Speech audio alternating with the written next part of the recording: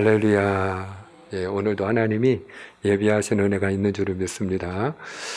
예수님은 우리가 복 있는 자가 되기를 원하세요. 한번 따라합니다. 복 있는 자가 되기를 원하십니다. 누가 복 있는 자가 되기를 원할까요? 바로 우리 자신. 내가 복 있는 자 되기를 원하세요. 그래서 주님께서 이 땅에 오셔서 첫 번째로 설교하신 말씀이 팔복 설교예요. 이러이러한 사람이 복이 있다. 그리고 8가지 경우를 말씀하십니다. 우리가 첫 번째로 복 있는 자에 대해서 살펴보았는데, 그 첫 번째로 주님이 복이 있다 하신 경우는 심령이 가난한 자가 복이 있다 하신 거예요. 심령이 가난한 자는 하나님 앞에 겸손한 사람입니다. 그리고 하나님 앞에 겸손한 사람은 3가지 특징이 있다고 했어요. 이런 사람이 심령이 가난한 자다. 있는 모습 그대로 자기 자신을 받아들이는 사람, 자기의 환경을 받아들이는 사람. 두 번째는 다른 사람을 있는 모습 그대로 받아들이는 사람. 그 사람에 대하여 시기하거나 부러워하지 않고 상대방이 잘 되었을 때에도 기쁘게 우리가 축하합니다. 그리고 축복해 줄 수 있는 마음을 가진 사람. 그가 바로 심령이 가난한 자다. 그리고 무엇보다도 3번째로 심령이 가난한 사람은 내 생각을 내려놓고 하나님의 뜻을 받아들이는 사람이다. 그런 심령이 가난한 자가 되어지기를 축원합니다. 그리고 두 번째로 애통하는 자가 복이 있다 하셨는데, 이 애통할 때는 우리가 사실 세상 일로 근심하고 애통하는 경우가 있고 또 하나님의 뜻대로 애통하는 경우가 있는데, 바로 후자의 경우를 주님은 말씀하셨죠. 우리가 하나님의 뜻대로 살지 못하는 것 때문에 마음 아파하는 사람이 복이 있는 줄을 믿습니다. 그가 바로 애통하는 자고, 그렇게 우리가 하나님 앞에서 내가 하나님의 뜻대로 순종하지 못하는 내 속에 있는 죄 때문에, 교만함 때문에 우리가 하나님 앞에 애통해야 하고 회개하는 자가 될 때 하나님이 주시는 위로가 있어요. 그 하나님이 주시는 위로가 무엇이라고 했죠? 그게 바로 제사함의 은혜예요. 우리는 한번 다 죽거든요. 근데 죽으면 끝인가요? 그게 아니에요. 그 후에 심판이 있어요. 저나 여러분이나 우리가 하나님을 대면하는 날이 있어요. 아멘입니까? 저나 여러분이나 하나님을 대면하는 하나님의 심판대 앞에 서는 그날에 하나님께서 놀랍게도 그 입을 열으셔서 말씀하시기를 내가 너의 죄를 다 사하였노라.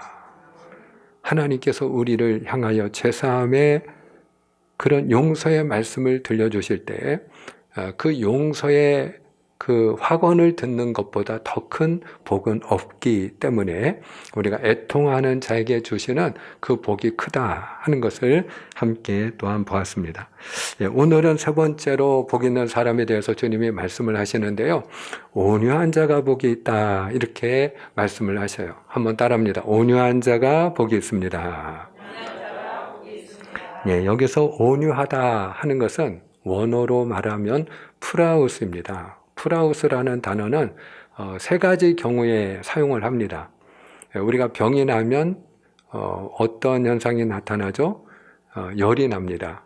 열이 올라갑니다. 그래서 우리가 해열제를 먹기도 하고 그러죠. 그런데 그렇게 우리가 약을 먹어서 그 고열이 떨어지고 다스려진 상태, 그 상태를 프라우스다 이렇게 얘기를 해요. 두 번째 경우는 이제 우리가 여름이 이제 지나서 지금은 많이 쌀쌀해졌어요. 이제 환절기이기 때문에 일교차가 아주 너무 크고요. 저나 여러분이나 특별히 우리가 특별히 건강에 유의해야 되는 그런 계절이기도 합니다. 그런데 지난 여름도 굉장히 뜨겁고 더웠어요. 그렇게 뜨겁고 더울 때 땀이 흐르고 덥고 힘들고 이런 때에 만약에 시원한 바람이 이렇게 이마를 스쳐 지나가면서 그 더위가 다스려질 때, 그때 우리가 프라우스하다 이렇게 얘기를 해요. 그리고 3번째, 언제 이 프라우스라는 단어를 쓰는가 하면은 아주 싸나운 짐승, 들짐승, 이런 무서운 짐승들을 조련사가 잘 이렇게 길들여 가지고, 그래서 그 무서운 짐승이 그 사람이 하라는 대로 뛰라면 뛰고 오라면 오고 가라면 가고 앉으라면 앉고 이렇게 사람의 말을 잘 듣는 상태. 그래서 이제 그 야생마 같은 아주 뭐 천방지축 날뛰는 그런 힘이 넘쳐서 그야말로 그 힘을 어떻게 할 줄 모르는 그런 마구 날뛰는 야생마라 할지라도 잘 길들여져 가지고 어린 아이가 7살짜리 아이가 이제 그 무서운 아주 싸나운 야생마를 이래 하고 이렇게 끌어도 그래도 따라오는 그 상태를 가리켜 프라우스하다, 온유하다 이렇게 얘기하는 거예요. 그러면 여러분 우리가 이 성경이 또 주님께서 말씀하는 이 온유함이라고 하는 것은 무엇이냐 이렇게 정의를 내린다면 온유하다고 말을 하는 사람은 하나님에 의하여 자기 마음을 다스리는 자다 이렇게 얘기를 할 수 있어요. 한번 따라합니다. 하나님에 의해 자기 마음을 다스리는 자. 그래요. 그래서 우리가 이 온유한 자에 대한 정의를 알기 위해서 아주 좋은 말씀이 하나 있는데 잠언 16장 32절입니다. 자, 잠언 16장 32절을 같이 한번 읽기 원하는데요. 자, 우리 함께 읽겠습니다. 시작. 노하기를 더디하는 자는 용사보다 낫고 자기의 마음을 다스리는 자는 성을 빼앗는 자보다 나으니라. 아멘, 아멘. 자, 여기 보니까 노하기를 더디하는 자 그리고 자기 마음을 다스리는 자를 같은 의미로 쓰고 있어요. 우리 안에 분노의 감정이 일어날 때가 있죠. 그 분노의 감정을 잘 다스리는 사람, 자기 마음을 잘 다스리는 사람을 우리가 온유한 자다 이렇게 얘기를 하는 거예요. 그런데 이런 온유한 사람이 용사보다 낫대요. 이런 온유한 사람이 심지어는 성을 빼앗는 사람보다 낫대요. 왜냐하면 용사나 성을 빼앗는 자가 사람을 얻는 것보다 온유한 사람이 더 많은 사람을 얻기 때문에 그래요. 특별히 힘이 있다고 그 힘으로 사람을 이렇게 다스리는 사람들이 있어요. 독재자들이 있죠. 이 지구상에 푸틴이라든지 시진핑이라든지 김정은이라든지 이런 대표적인 누가 뭐라고 해도 정말 그 자기가 가지고 있는 권력을 가지고 사람들이 이렇게 막 짓누르는 그래도 복종케 하는 그런 사람들이 있어요. 근데 반면에 온유한 사람은 그 온유함 때문에 사람들이 이렇게 순종하는 사람이라고 할 수 있어요. 그러니까 사람들의 마음을 얻는 거예요. 기꺼이 내가 저 사람이 하는 말이라면 듣고 싶어. 그 사람이 하는 말이라면 따라가고 싶어. 이러한 온유한 자가 되기를 주님의 이름으로 축복합니다. 그러면 이렇게 우리가 온유한 사람이 되어야 하는데 이것이 우리의 노력과 의지로만 된다면 얼마나 좋겠어요. 근데 그렇지가 않아요. 여러분 성령의 9가지 열매를 기억하시나요? 사랑, 희락, 화평, 우레, 참음, 자비, 양선, 충성, 그 다음에 8번째가 뭐죠? 온유입니다. 온유와 절제. 사실 이 8번째, 9번째 이 성령의 열매 온유와 절제는 동전의 양면처럼 하나예요. 같이 갑니다. 중요한 것은 온유함이라는 것은 성령의 열매라는 거예요. 성령의 열매라는 얘기는 내가 성령 받고 성령으로 충만할 때 나타난다 이 말이에요. 그러므로 내가 온유해지고 싶어도 그래도 내가 성령으로 충만하지 않으면 무엇이 나타날까요? 자기 성격 나타납니다. 한순간에 자기 자신이 드러나는 거예요. 내가 이렇게 무서운 데가 있었나?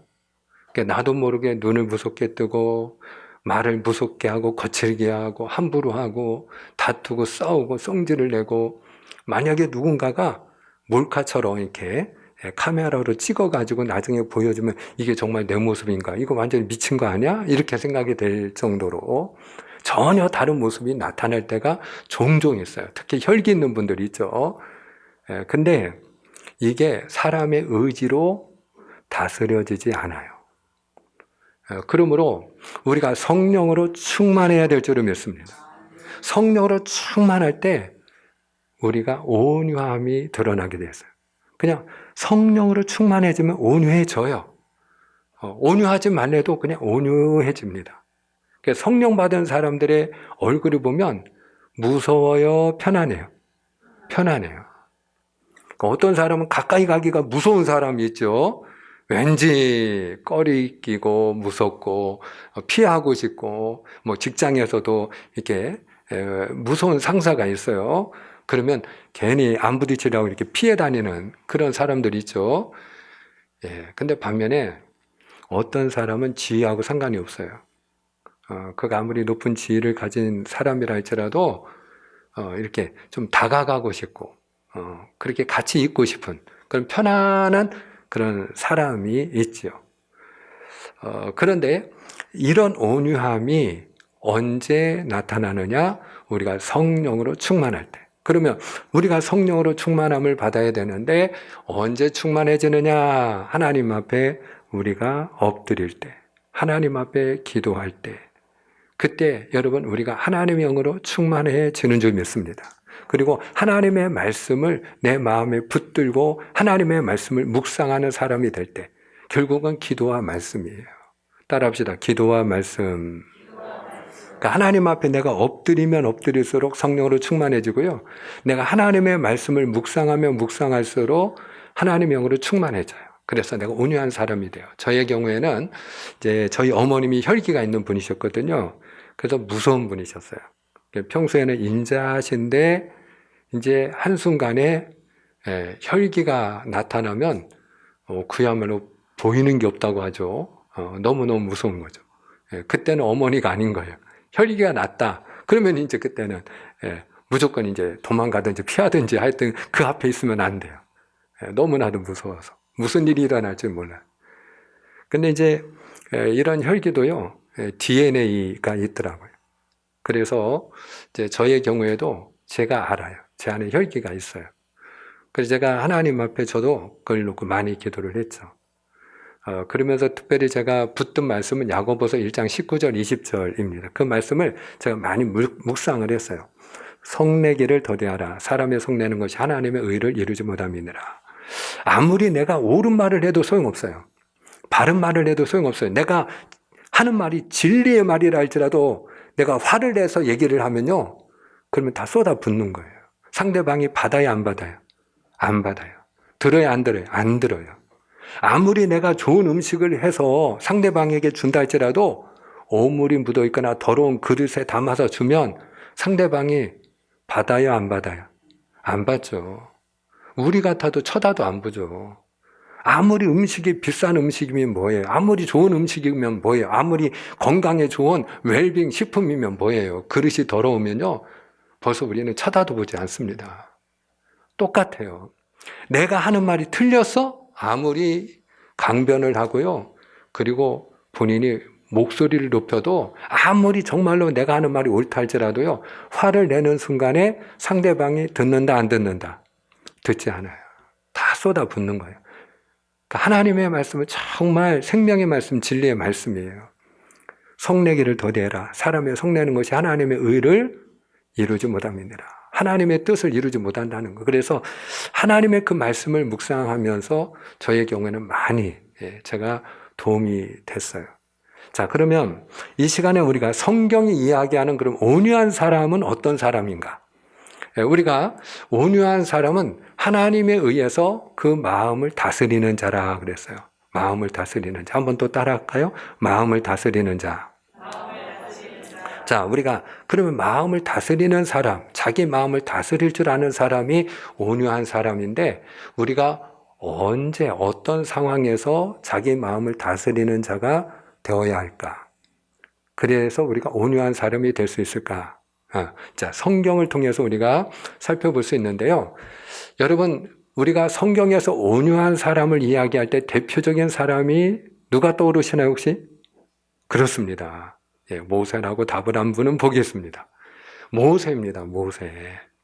자, 모세에 대해서 하나님이 이렇게 평가를 하셨어요. 그 민수기 12장 3절을 같이 한번 읽어볼까요? 자, 민수기 12장 3절 시작. 이 사람 모세는 온유함이 지면의 모든 사람보다 더하더라. 아멘, 아멘. 이 모세는요, 온유함이 얼마나 크던지 하나님이 보시기에도 하늘 아래 이 땅에 살아가는 모든 사람들 가운데 그 온유함이 누구보다도 더한 사람. 예전 성경에는 승하더라 이렇게 되어 있어요. 그 어느 누구보다도 온유함이 큰 사람. 그가 바로 모세라는 거죠. 그러면 모세는 어떻게 해서 이런 평가를 받았을까? 여러분, 모세 하면은 우리가 떠오르는 것은 지도자죠, 지도자. 특별히 인도자.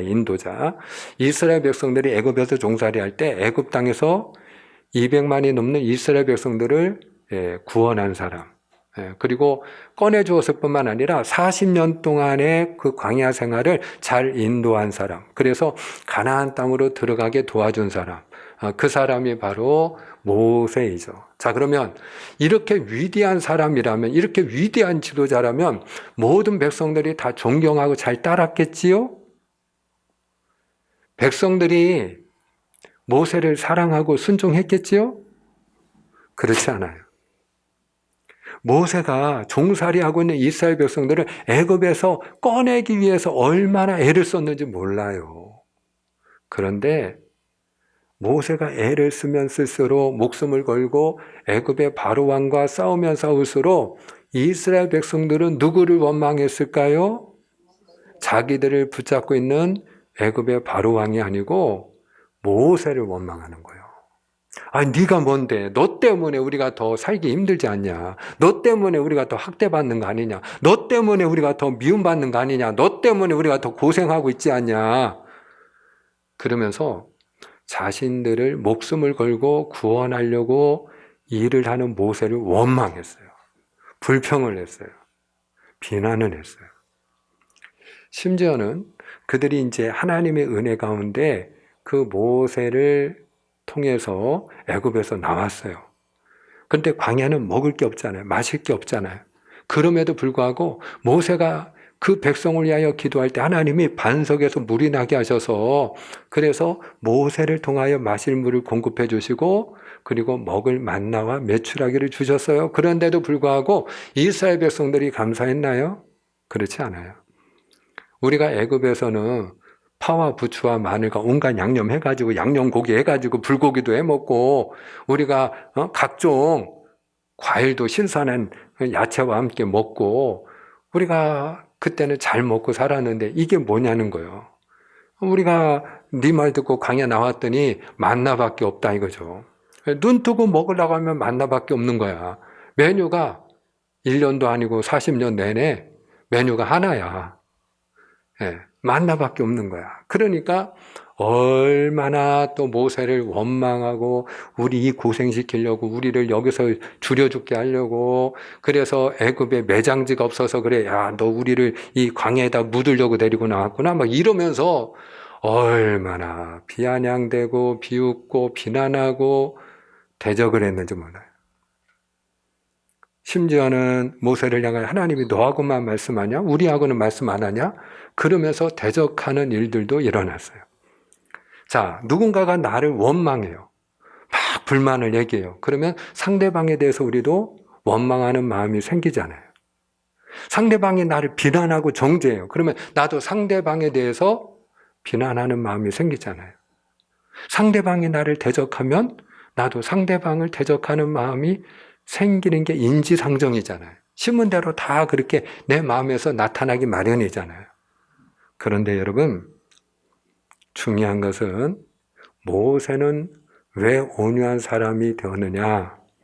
그런 원망과 불평과 비난과 대적하는 일들이 일어날 때에도 자기 마음속에 일어날 수 있는 원망과 불평, 상대방에 대하여 미워하는 마음이나 비난하는 마음, 그와 같은 대적하는 마음, 분노의 감정을 잘 다스렸다 하는 거예요. 잘 다스렸다. 저는 주님의 이름으로 축복하기를 오늘 이 시간에 우리 마음속에 원망이 일어날 때, 불만이 일어날 때, 내 마음속에 누군가를 향하여 비난하는 마음이 일어날 때, 정죄하는 마음이 일어날 때, 다투는 마음이 일어날 때, 그 감정을 잘 다스리는 온유한 자가 되기를 축복합니다. 그래서 모세는 그런 마음을 잘 다스리고요. 하나님 앞에 이 백성을 긍휼히 여겨달라고 오히려 자기를 원망하는 그 무리, 대적하는 무리를 위해서 중보기도하는 거예요. 그래서 여러분, 온유한 자가 복이 있는데 무엇을 기업으로 얻어요?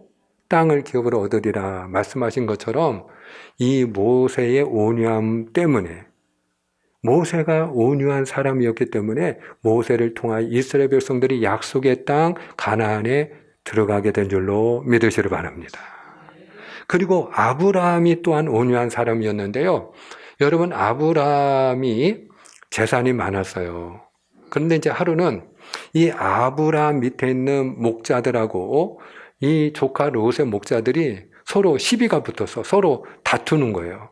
왜 다투나 봤더니 이 아브라함과 조카 롯이 같이 살았는데 그들이 살고 있는 땅덩어리는 작은데 그들이 이제 방목을 했거든요.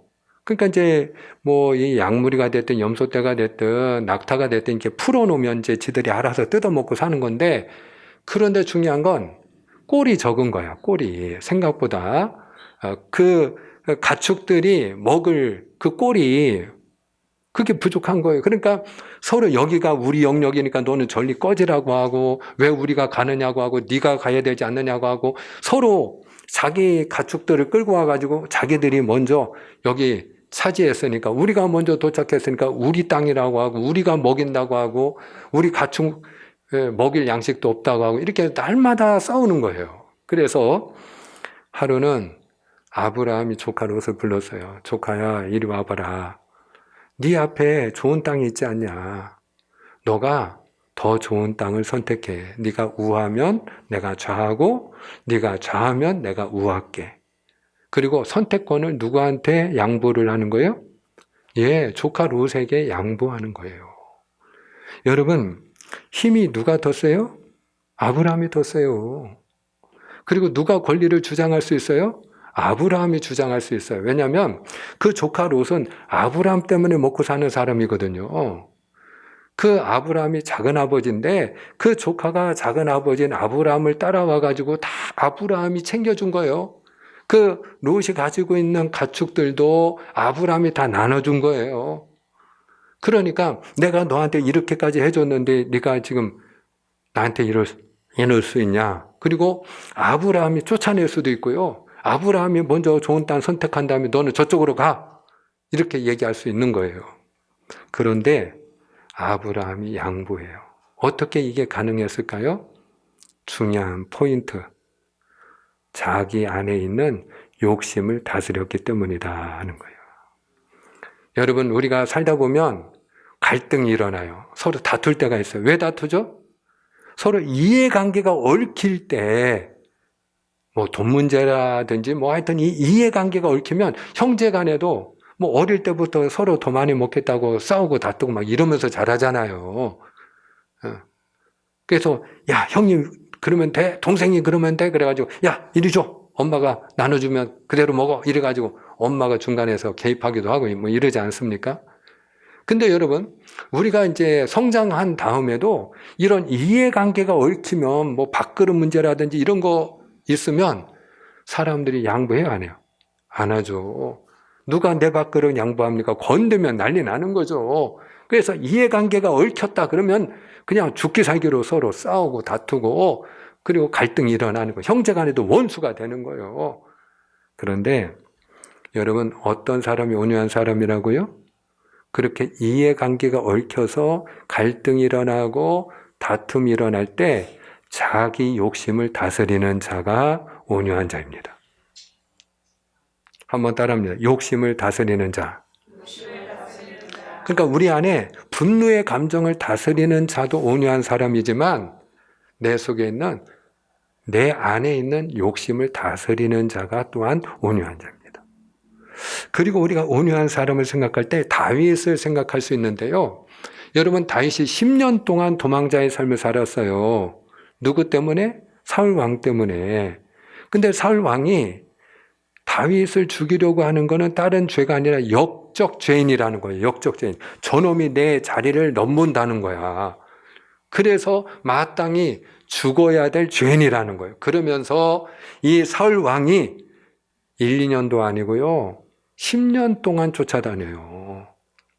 그러니 이 다윗의 입장에서는 얼마나 억울하겠어요. 내가 지은 죄도 없고 나는 충성만 다했고 헌신했고 희생했고 왕을 위하여, 나라를 위하여 내가 목숨 걸고 나는 싸우고 그리고 모든 걸 드렸는데 하루아침에 역적죄인이 돼가지고 내가 잘못한 것도 없는데 지은 죄도 없는데 내가 날마다 쫓기는 신세가 됐고 언제 죽을지 모르는 신세가 됐고 이유 없이 나를 미워하고 증오하고 죽이려고 하는 위협하는 사람이 사울 왕이니 얼마나 힘들었겠어요. 자, 이쯤 되면 그러면 여러분 우리가 억울하면 어떤 마음이 우리 안에 생기죠?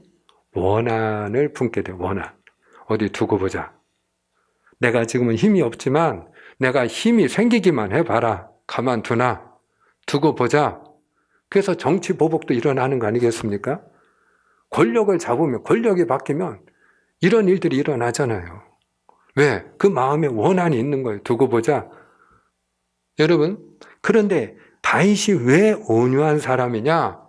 다윗이 온유한 이유는 그렇게 억울하게 그가 모함을 받고 또 위협을 받고 그리고 자기를 죽이려 가는 원수가 자기에게 달려드는데도 불구하고 본인이 그 원수에게 손을 대지 않는 거예요. 사울에게 손을 대지 않는 거예요. 그 마음속에 자기 마음의 그 원한, 그 상대방을 대적하는 마음, 본인도 얼마나 믿겠어요. 얼마나 그 안에 증오심이 왜 일어나지 않겠어요. 다윗도 사람인데 나를 이유 없이 그렇게 죽이려고 하는데 왜 믿지 않아요? 왜 마음에 증오심이 없겠냐고요. 왜 보복하고자 하는 마음이 없겠느냐고요. 근데 그걸 다스리는 거예요. 할렐루야. 그것이 하나님의 뜻이니까. 하나님이 원하는 건 뭐냐? 하나님이 원하는 건 원수를 내가 갚는 게 아니야. 그래서 원수 갚는 건 하나님께 맡기고 내가 해야 할 일은 뭐냐? 내가 할 일은 사랑하는 일이고 화목을 도모하는 일이고 할렐루야. 그래서 이 다윗이 사울 왕에게 2번이나 사울을 죽일 수 있는 기회가 있었음에도 불구하고 손을 대지 않아요. 여러분 그 이유는 다윗이 믿음의 사람이었기 때문인데요. 나를 향한 하나님의 계획이 있음을 그는 믿었어요. 그리고 그 원수 갚는 걸 하나님께 맡겼어요. 사랑하는 여러분, 그래서 우리가 온유한 사람은 믿음의 사람인 줄로 믿습니다.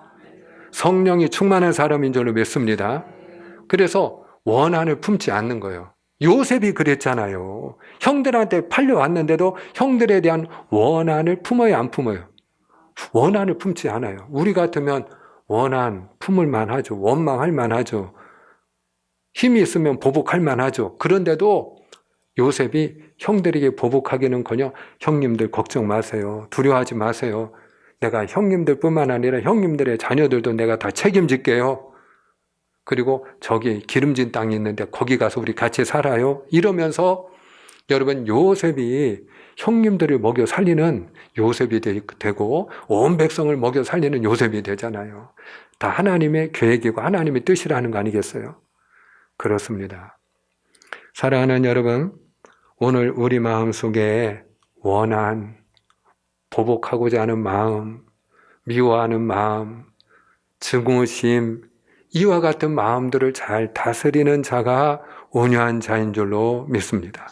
누구보다도 예수님이 온유한 분이십니다. 예수님이 나는 마음이 온유하고 겸손하니 나의 멍에를 메고 내게 배우라. 그리하면 너희 마음이 무엇을 얻으리라? 쉼을 얻으리라. 그래요. 쉼, 안식이라는 거. 그러니까 여러분 어떤 사람은 막 무서운 사람, 강박한 사람 있잖아요. 늘 화를 잘 내는 사람이 있어요. 그러면 우리가 뭘 봐야 되느냐면 저 사람이 마음에 쉼이 없구나. 쉼, 휴식이 없구나. 그 마음이 안정된 상태가 아니라는 얘기예요. 마음이 평안하지 않은 거예요. 늘 불안한 거예요. 늘 마음속에 막 파도가 치는 거예요. 늘 파고가 일어나는 거예요. 그 마음이 늘 불편한 거예요. 우리가 언제 쉬죠? 피곤할 때, 지치고 힘들 때, 괴로울 때. 그럴 때 우리가 좀 쉬어야겠다 그러고 눈 붙이고 나 좀 싫다니까 건들지 마 이러고 우리가 한숨 자기도 하고 그러죠. 그런데 막 쉬고 싶은데 자꾸 누가 와가지고 시비 걸고 자꾸 건들면은 그러면은 어떻게 반응해요? 짜증을 내거나 그리고 화를 내거나 난리가 나는 거죠. 왜? 쉬지 못해서 그래요. 그러니까 여러분, 이 온유함과 이 휴식, 안식은 같이 가는 거예요. 온유한 사람에게 안식이 주어지고요. 우리 마음에 안식이 있기 때문에 온유해지는 거예요. 할렐루야.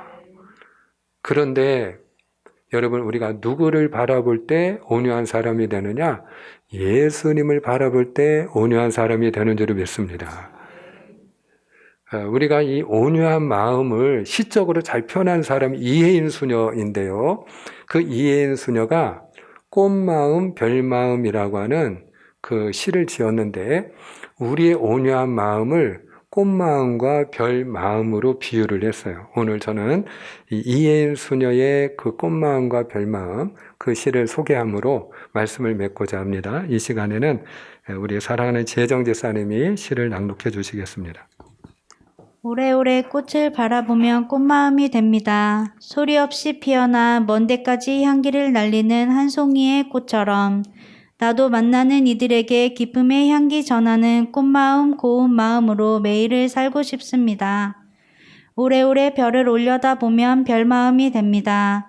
하늘 높이 떠서도 뽐내지 않고 소리 없이 빛을 뿜어내는 한 점 별처럼 나도 누구에게나 빛을 건네주는 별마음 밝은 마음으로 매일을 살고 싶습니다. 아멘. 아멘.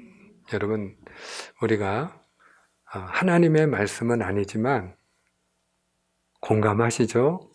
동의하시죠? 우리가 꽃을 바라보면 내 마음이 나도 모르게 꽃마음이 되고요. 우리가 눈을 들어서 저 하늘에 반짝이는 별을 바라보면 그 순간만큼은 적어도 내 마음도 별마음이 되지 않습니까? 예수님은 온유한 분이십니다. 우리가 아무리 거칠고 험하고 무서운 세상이지만 예수님을 우리가 바라볼 때 그리고 예수님을 깊이 생각할 때 그때 우리도 온유한 자가 되는 줄을 믿습니다. 저와 여러분이 온유한 자가 되어서 땅을 기업으로 얻고 많은 사람을 얻고 선한 영향력을 가지고 그리고 한 사람이라도 더 살리는 그런 축복의 통로가 다 되시기를 주님의 이름으로 축복합니다. 기도하겠습니다.